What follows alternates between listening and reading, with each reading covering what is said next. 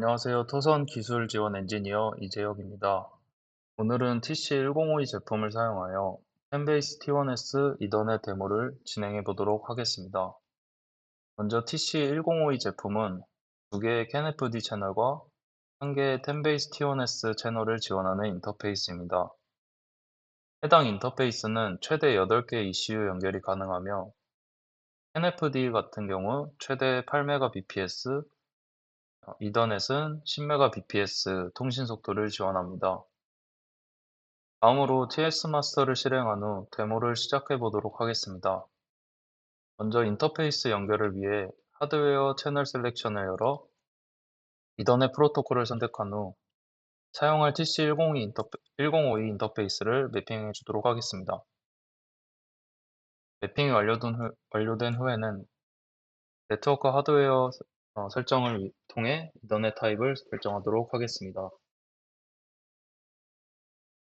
먼저 피지컬 타입은 사용할 10베이스 T1S로 설정한 후 속도는 10Mbps로 설정하도록 하겠습니다. 그 아래 PLCA는 멀티드롭 환경에서 전송 순서를 제어하여 혼돌 가능성을 크게 줄이는 메커니즘을 의미합니다. 포인트-포인트 구조가 아닌 여러 ECU를 사용하는 경우에는 해당 PLCA 기능 사용을 권장드립니다. 그리고 오른쪽의 버스트 모드는 자신의 전송 차례가 왔을 때 몇 개의 프레임을 연속적으로 전송할지 조절하는 설정입니다. 대량 데이터 전송에 유리하여 처리량 증가라는 장점이 있지만 다른 노드의 지연 가능성이 증가할 수 있기 때문에 테스트 환경의 데이터 전송량에 맞게 설정하시는 것을 권장드립니다. 아래는 종단 저항 사용 여부를 결정하실 수 있는 기능이 있습니다. 노드 카운터는 PLCA 스케줄에 참여하는 전체 노드 수를 의미합니다. 그 아래 노드 아이디는 PLCA 환경에서 장비의 번호를 의미합니다. 해당 번호 순서대로 전송이 이루어지게 됩니다. TX Opportunity는 PLC에서 각 노드의 전송 시간을 결정하는 기본 타이밍 설정 값입니다.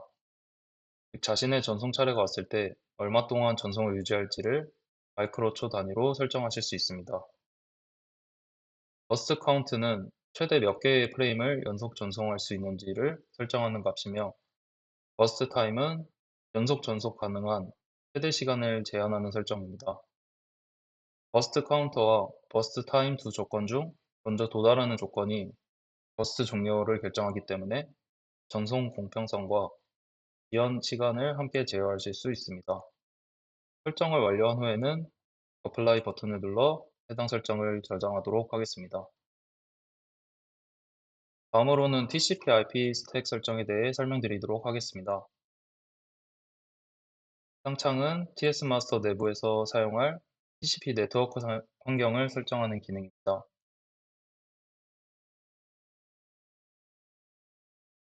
먼저 제너럴 세팅스의 스택 셀렉션에 대해 설명드리도록 하겠습니다.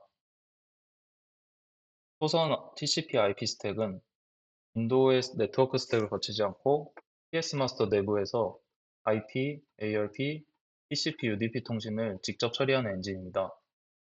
반면 아래 윈도우 스택은 운영체제가 제공하는 범용 네트워크 스택으로 회사 네트워크, 인터넷, 와이파이 등 일반적인 PC 네트워크 환경을 전제로 설계되어 있습니다. 그 아래의 설정은 실행 중 자동 생성된 네트워크의 상태 정보, ARP나 세션 등을 프로그램 종료 후에도 유지할지 결정하는 옵션입니다. 테스트 재현성을 위해 기본적으로는 오프 상태의 사용을 권장드립니다. 다음으로 이더넷 채널 설정입니다. 왼쪽 트리에서 TS 마스터에 연결된 이더넷 장비와 채널을 확인하실 수 있습니다. 그리고 오른쪽에 TCP 세팅스에 대해 설명드리도록 하겠습니다.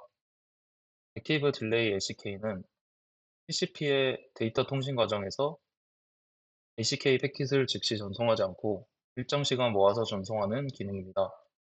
이를 통해 ACK 패킷 수를 줄여 네트워크 효율을 높일 수 있지만 응답 지연이 증가할 수 있기 때문에 특별한 사양 요구가 없는 경우 사용하지 않는 것을 권장드립니다. Static IP MAC 테이블은 ARP를 사용하지 않고 특정 IP에 대해 사용할 맥 주소를 직접 지정하는 기능입니다.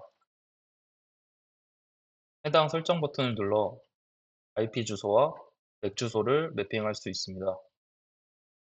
오른쪽 마우스 클릭을 통해 이 버튼을 누른 후 IP 주소와 맥 주소를 입력하면 다음과 같이 IP 주소와 맥 주소가 매핑된 것을 확인하실 수 있습니다.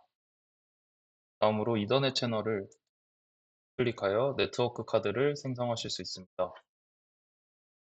네트워크 카드는 물리적으로 생성하는 가상의 네트워크 인터페이스로 맥 주소, IP 주소, view, VLAN 등의 값을 설정하여 PS 마스터가 네트워크 상에서 하나의 IP 노드처럼 동작하도록 만들어줍니다. 네트워크 카드를 생성한 후 클릭하여 VLAN로 추가하실 수 있습니다.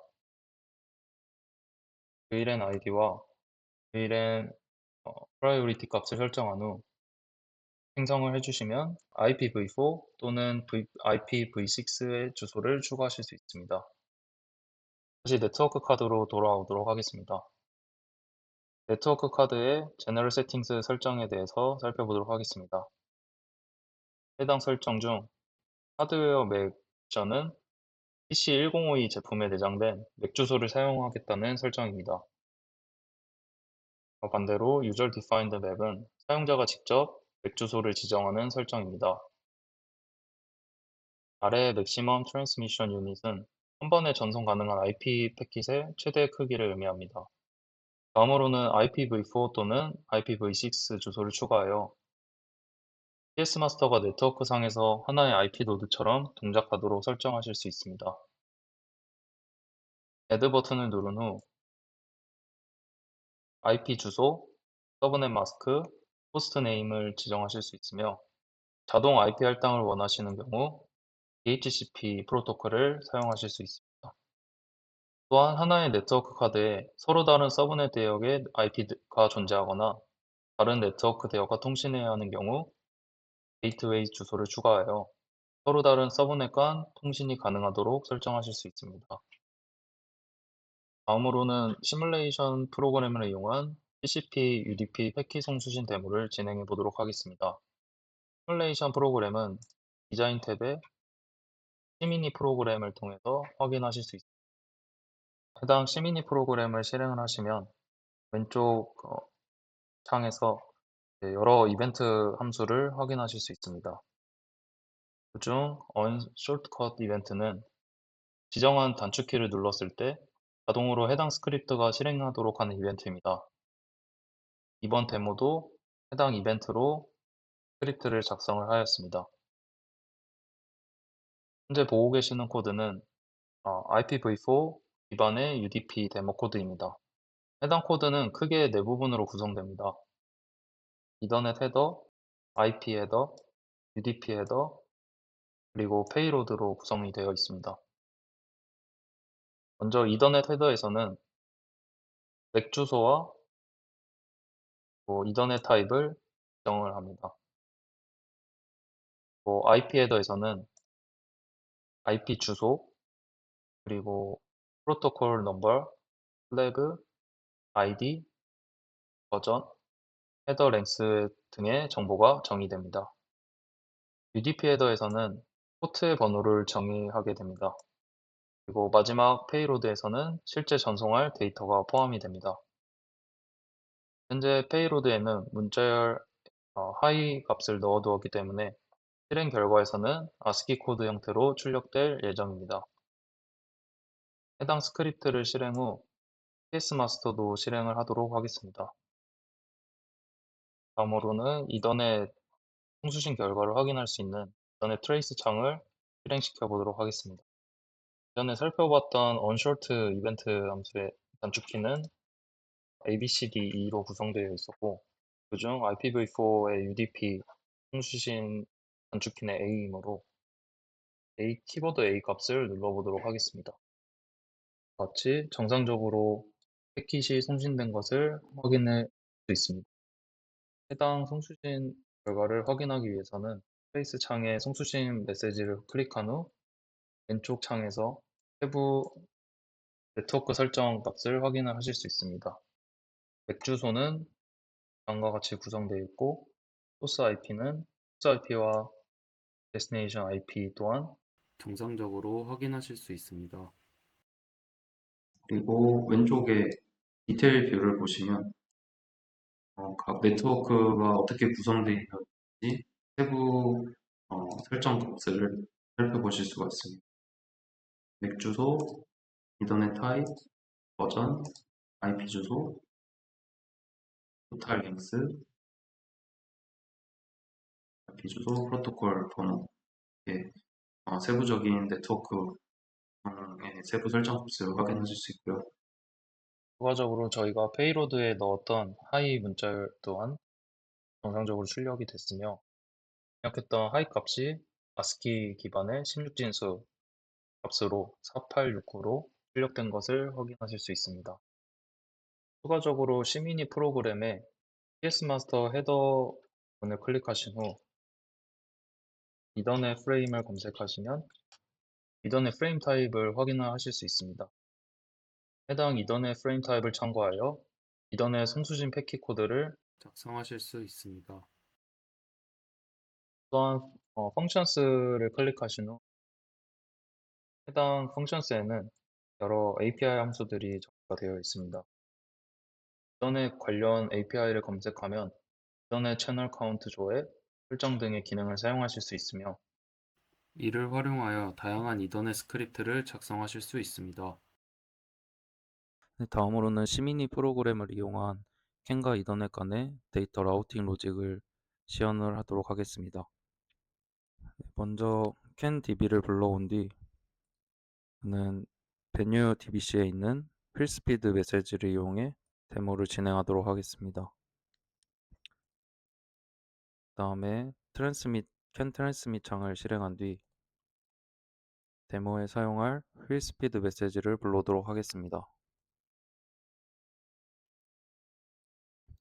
그리고 트랜스밋 창 하단에 시그널 제네레이터를 이용해 신호를 생성하도록 하겠습니다. 프론트 레프트 휠 스피드를 사인 시그널로 생성을 하였습니다. 이후 디자인 탭에서 시미니 프로그램을 실행하도록 하겠습니다. 제가 사용한 이벤트 함수는 onCanRx라는 함수와 onEtherNetRx 이벤트 함수입니다. 이 두 개의 RX 이벤트는 각각 캔과 이더넷 프로토콜 메시지가 수신되었을 시 실행이 되는 이벤트입니다. onCanRx 이벤트 함수에서는 게이트웨이 로직을 작성하였습니다. 버스에 들어오는 여러 메시지 중 386 CanID를 가진 메시지만 선별하여 사용을 합니다. 해당 CanID는 저희가 이제 불러왔던 필스피드에 대한 CanID입니다. 해당 메시지의 데이터가 2바이트 미만이거나 모두 0인 패킷은 차단하도록 노이즈 필터링 코드를 작성하였습니다. 그리고 그 하단에 이더넷 프레임을 정의해 줍니다. 맥 헤더, IP 헤더, UDP 헤더를 정의하였습니다. 그리고 그 아래에는 실제 이더넷 페이로드에 들어올 데이터를 can DLC 길이만큼 반복하여 추가하는 코드를 작성하였습니다. 그리고 마지막에 트랜스밋 이더넷 async 함수를 통해 해당 이더넷 패킷을 송출합니다.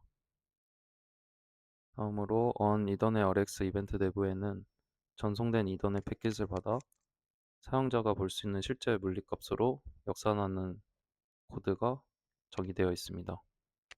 저희가 이전에 포트 번호를 1111로 정의를 해놨기 때문에 만일 포트 번호가 1111일 경우 해당 로직이 실행이 되도록 구현하였습니다. 다음으로는 캔디비에 정의되어 있던 데이터 정보를 확인해 보도록 하겠습니다. 저희가 시그널 제네레이터로 생성한 해당 신호는 길이가 14비트고 인텔 방식으로 적용이 되어 있습니다. 그리고 팩터와 오프셋 값을 확인한 뒤 해당 DB 정의에 따라 인텔 방식으로 적용을 한 뒤 14비트로 데이터를 마스킹하였습니다. 그리고 물리값 변환을 위해 팩터와 옵셋 값을 적용을 하였습니다. 마지막으로 변환된 물리값을 시스템 변수를 생성하여 해당 변수에 할당을 해주었습니다. 시스템 변수는 시뮬레이션 탭에 시스템 베리어블스에 가서 생성을 하실 수 있습니다. 스크립트 작성을 마치신 후에는 시미니 프로그램을 실행한 뒤 TS 마스터를 같이 실행하도록 하겠습니다. 그 캔과 이더넷 트레이스 창을 실행하도록 하겠습니다. 마지막으로 그래픽 창을 실행하여 실제 데이터를 시각화하여 모니터링해 보도록 하겠습니다. 캔 트랜스밋을 실행한 뒤 데이터를 전송하도록 하겠습니다. 네, 보이시는 바와 같이 캔 시그널을 전송을 하게 되면 자동으로 캔 시그널이 라우팅되어 출력되고 있는 것을 확인할 수 있습니다. 다음으로는 캔 시그널과 이더넷 물리값이 매핑된 시스템 변수를 그래픽스 창에 불러와 동일한 파형이 출력이 되는지 확인해 보도록 하겠습니다. 네, 현재 캔 시그널과 해당 캔 시그널을 이더넷 페이로드로 라우팅한 결과가 동일하게 출력되고 있는 것을 확인할 수 있습니다. 이더넷의 경우 캔 링과 달리 다음과 같이 C미니 프로그램 또는 파이썬 미니 프로그램을 통해 setSystemVar 함수를 통해 직접 물리값을 매핑을 시켜준 후 시뮬레이션의 시스템 베리어블 스텝에서 직접 드래그 앤 드롭 형태로 추가를 하시거나 아니면 그래픽스에서 우클릭을 하신 뒤 시스템 변수 줄을 추가하시면 이더넷 데이터 값을 그래픽스 창에서 모니터링 하실 수 있습니다. 다음으로는 이더넷 RBS 데모를 진행해 보겠습니다. 데이터베이스에서 이더넷 DBC를 불러오도록 하겠습니다. DBC를 불러온 후 오른쪽 창에서 시그널의 개수, PDU, 노드의 개수를 확인하실 수 있습니다. 노드 안에는 PDU가 존재하고 PDU 안에는 메시지가 있으며 메시지 안에는 시그널 값이 정상적으로 로드된 것을 확인하실 수 있습니다. DBC 로드 후 시뮬레이션에서 이더넷 RBS 시뮬레이션 창을 선택하도록 하겠습니다. 보시면 방금 불러온 DBC의 8개의 노드가 정상적으로 로드된 것을 확인하실 수 있습니다. 오른쪽 창에서는 사용할 메시지 또는 노드를 선택하실 수 있습니다. 이번 데모에서는 VLAN 204 컨트롤러 로우 노드를 선택하여 데모를 진행해 보도록 하겠습니다. RBS를 실행시킨 뒤 이더넷 트레이스 창에서 이더넷 RBS가 정상적으로 동작하고 있는 것을 확인하실 수 있습니다. 마찬가지로 밸류 값을 확인하고 싶으신 경우 해당 신호를 클릭하여 왼쪽 창에서 최신 네트워크 상태 값을 확인하실 수 있습니다. 다음으로는 해당 PDU의 첫 번째 시그널 값을 변경해 보도록 하겠습니다. 다시 이더넷 RBS 시뮬레이션으로 들어와 VLAN 204 컨트롤러에 해당하는 메시지를 선택한 후 첫 번째 멀티밸류 값을 10으로 변경해 보도록 하겠습니다. 트레이스 창을 확인해 보시면 다음과 같이 시그널 값이 변경된 것을 확인하실 수 있습니다.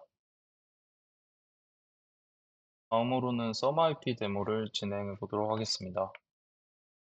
SUMIP는 시뮬레이션의 Remaining Path Simulation 창에서 확인을 하실 수 있습니다. 서비스 기반 통신 프로토콜인 SUMIP는 ARXML 기반 파일을 로드해야 합니다. 왼쪽 창을 보시면 프로바이더와 컨슈머 서비스가 정상적으로 로드된 것을 확인하실 수 있습니다. 이후 멀티캐스트에 참여할 노드를 빌드해 주도록 하겠습니다. 프로바이더의 빌드가 끝나면 다음으로 컨슈머도 마찬가지로 빌드하도록 하겠습니다. 정상적으로 빌드가 완료되면 스테이트 아이콘이 초록색 화살표 형태로 변경되게 됩니다. 프로바이드의 네트워크 엔드포인트를 선택하시면 하단에서 해당 서비스의 IP 주소, 서브넷 마스크, 그리고 ID, 그리고 서비스 파일 네임 등을 확인을 하실 수 있습니다. 컨슈머도 마찬가지로 동일하게 출력된 것을 확인하실 수 있습니다. 다음으로 프로바이더와 컨슈머에서 사용할 IP 주소와 VLAN을 TCP IP 스택에서 생성해 주도록 하겠습니다. 네트워크 카드를 설정한 뒤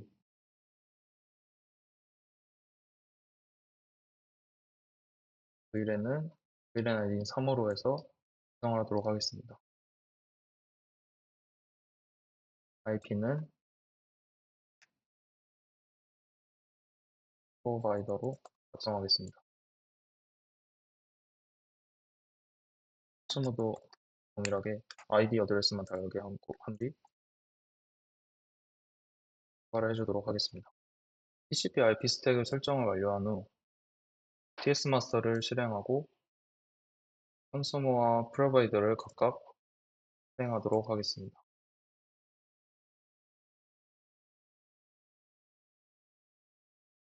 이후 심볼 버튼을 누르면 이벤트와 메소드 등의 항목을 확인하실 수 있습니다.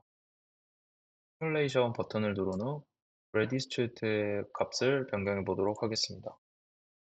해당 값을 10으로 설정을 한 후 적용 버튼을 누른 후 이전의 트레이스 창을 확인해 보도록 하겠습니다. 트레이스 창을 확인을 해보면 지금 레디스트리트 값이 이전에 설정했던 10의 값으로 정상적으로 변경된 것을 확인하실 수 있습니다. 또한 IP 주소, 포트 번호, 웹 주소 등의 상세 정보도 정상적으로 출력되고 있는 것을 확인할 수 있습니다. 네, 추가로 썸IP에서 사용하는 이벤트는 시뮬레이션 탭에 시스템 베리어블스에 들어가 보시면 썸IP 전용 변수 탭이 생성된 것을 확인할 수 있습니다. 해당 썸IP 변수탕에 썸IP에 사용하는 이벤트가 자동으로 할당이 되어 있습니다. 저희가 선택한 이벤트 ready status를 필터를 통해 검색해 보도록 하겠습니다. 다음에 해당 밸류 값을 다시 적용을 눌러보면 자동으로 프로바이더와 서브스크라이버 두 개의 변수 값이 변한 것을 확인할 수 있습니다. 해당 변수는 이전에 CAN2 이더넷 라우팅 데모를 보여드렸을 때와 같이 그래픽을 실행한 뒤 단순히 해당 변수를 끌어다 놓음으로써 그래픽 창에 이벤트 값을 출력하실 수 있습니다.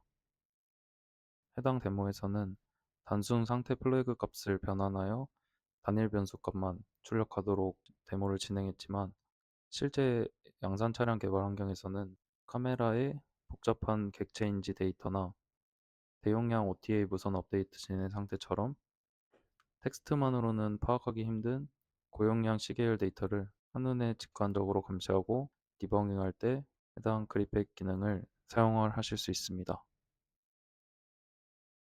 다음으로는 DDS 데모를 진행해 보겠습니다. 먼저 IDL 기반 데이터 삽입이 정의된 데이터베이스를 불러오겠습니다. 왼쪽 상단 창에서 탑픽이 정상적으로 로드된 것을 확인하실 수 있습니다.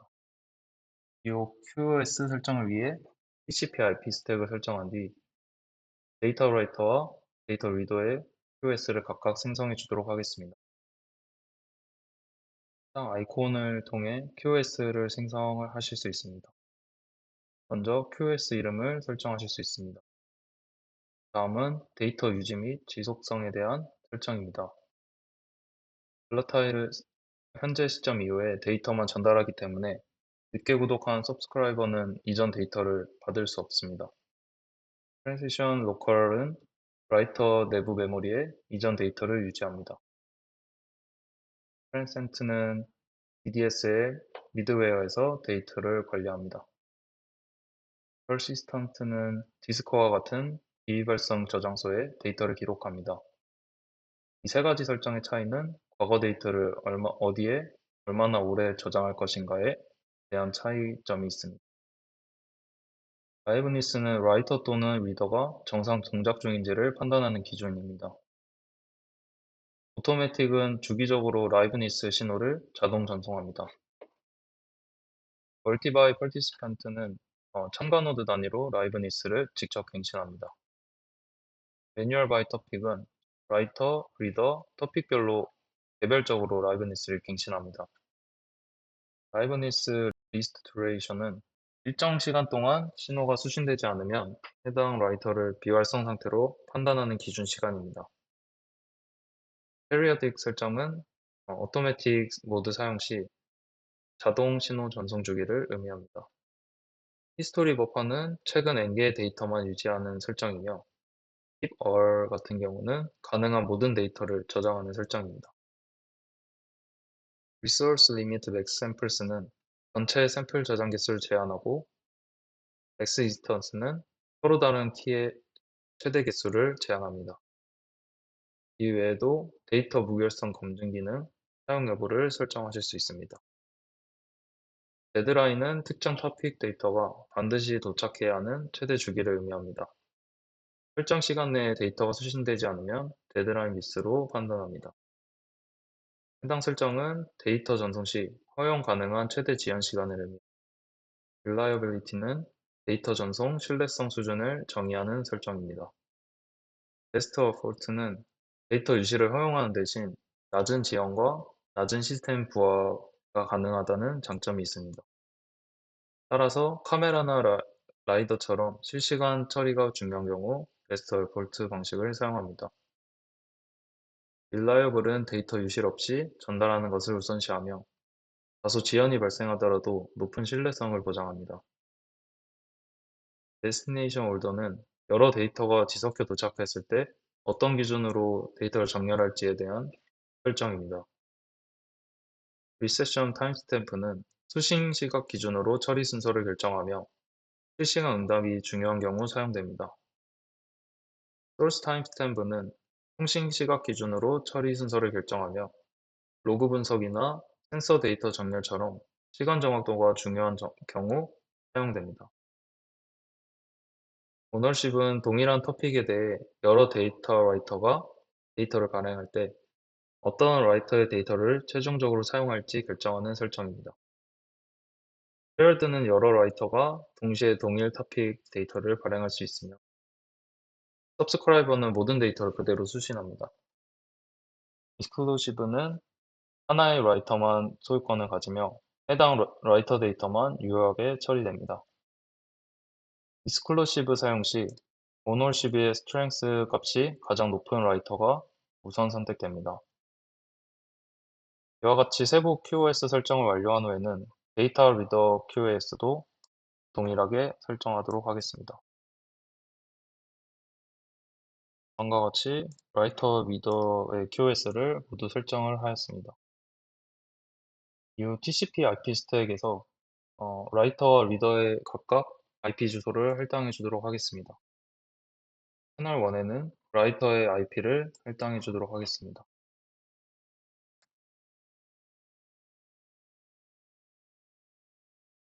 채널 2에는 리더의 IP를 할당해 주도록 하겠습니다.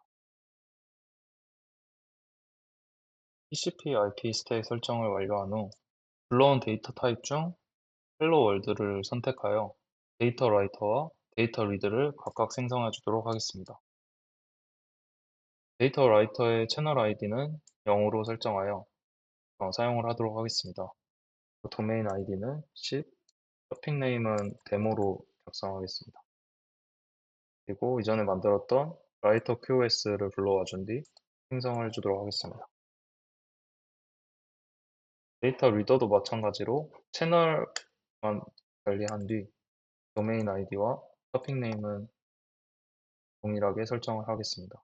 그리고 리더 QoS를 불러온 뒤 생성을 해주도록 하겠습니다.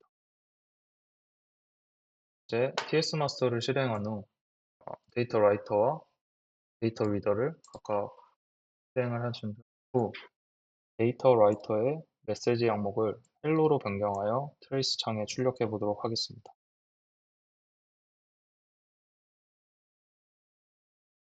그리고 이전의 트레이스 창을 확인해 보도록 하겠습니다. 정상적으로 메시지 값이 헬로로 변경된 것을 확인하실 수 있습니다. 추가로 DDS에서 오른쪽 하단에 보시면 통신 주기를 설정을 하실 수 있습니다. DDS도 SumIP와 마찬가지로 시뮬레이션 탭에 시스템 변수 창을 실행을 해보시면 다음과 같이 DDS 전용 시스템 변수 탭이 생성된 것을 확인할 수 있습니다. 현재 저희는 헬로 월드 서비스를 기반으로 프로바이더와 퍼블리셔를 생성하였습니다. DDS 변수 창을 확인해 보시면 저희가 생성한 헬로 월드 서비스 기반으로 변수가 생성된 것을 확인할 수 있습니다. 각 이벤트 중 인데스 이벤트 값을 변경해 보도록 하겠습니다. 해당 인데스 변수 값을 10으로 변경을 하면 시스템 변수 창에서 또한 동일하게 변수가 연동이 되어 변경된 걸 확인할 수 있습니다. 그리고 SumIP와 동일하게 그래픽스를 실행한 뒤 시각화할 특정 이벤트 변수를 끌어다 놓으면 그래픽스 창에서 실시간으로 변수값이 연동되어 변하는 변수값을 시각화하여 모니터링 하실 수 있습니다. 마지막으로 이더넷 트레이스 창을 분석해 보도록 하겠습니다. 현재 화면은 DDS 통신이 실제로 어떻게 이루어지는지를 패킷 헤더 기반으로 보여주는 로그입니다. 먼저 IGMP 프로토콜이 사용되는 것을 확인하실 수 있습니다. 이는 현재 장비가 특정 멀티캐스트 IP 주소 그룹에 가입했다는 의미입니다. 즉, DDS 데이터를 수신하겠다고 네트워크에 알리는 과정입니다. DDS SPDP 패킷은 DDS 참가자를 탐색하는 과정입니다. 즉, 장비 간 서로의 존재를 인식하는 디스커버리 과정이 반복적으로 수행되고 있습니다. DDS는 일반적인 IP 기반 송수신처럼 직접 상대 주소를 지정하는 구조가 아니라 서픽과 QoS 기반으로 데이터를 송수신하기 때문에 이런 디스커버리 과정이 필수적으로 필요합니다. 그리고 중간에 보이는 ARP 과정은 IP 주소를 맥 주소로 변환하기 위한 절차입니다. 라이터와 리더가 서로의 맥 주소를 탐색하고 있는 것을 확인하실 수 있습니다. 이후 맥 주소 탐색이 완료되면 헬로 월드 메시지 값이 정상적으로 송수신되고 있는 것을 확인하실 수 있습니다. 이번 이더넷 데모를 통해 TCP UDP 송수신 구현부터 이더넷 기반 실시간 데이터 처리, TCP IP 스택 설정, 그리고 SumIP와 DDS까지 실제 통신 흐름을 단계적으로 확인해 보았습니다. 이러한 과정은 단순 프로토콜 테스트를 넘어 차량 이더넷 환경에서 요구되는 다양한 통신 구조를 하나의 플랫폼에서 검증할 수 있다는 점에서 의미가 있습니다. 특히 토선 TC1051을 활용하면 복잡한 네트워크 설정과 프로토콜 연동을 보다 직관적으로 구성할 수 있으며 개발 및 검증 시간을 크게 단축할 수 있습니다. 토선의 TC1052와 TS마스터를 통해 보다 효율적인 차량 이더넷 테스트 환경을 직접 구성해 보시기 바랍니다. 이상으로 데모를 마치겠습니다. 감사합니다.